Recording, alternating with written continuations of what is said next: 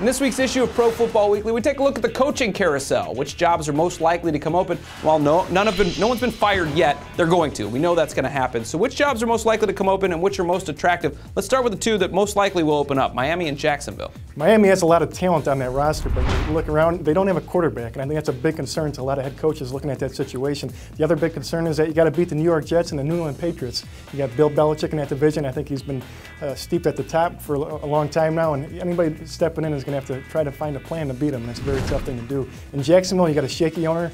You don't have a lot of financial support, so you can't spend on players. For that reason alone, I think a lot of people would be very disinterested in that position. I'm not even sure if they're going to be in Jacksonville. You don't know where your home will end up being if you go with the Jags. The next tier of groups of teams that may open up, Indianapolis, St. Louis, and Kansas City. The one thing you have in Indianapolis is a quarterback. You're looking at the top pick more than likely. Andrew Luck could be coming in. You got Peyton Manning.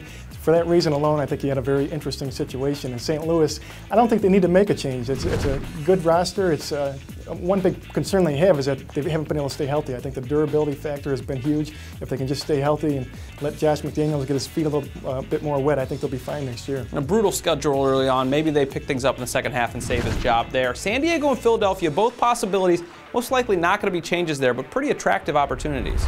San Diego, the big problem they have there, like Jacksonville, they haven't been able to spend. You see players like Michael Turner and Darren Sproles walking out the door, even Kasim Osgood, Drew Brees, a lot of good talent walking out the door because they haven't been able to lock them up. So I think that's the big concern there. I can see A.J. Smith staying in place with North Turner. Same thing with Andy Reid. He's a very talented coach, one of the best in the league.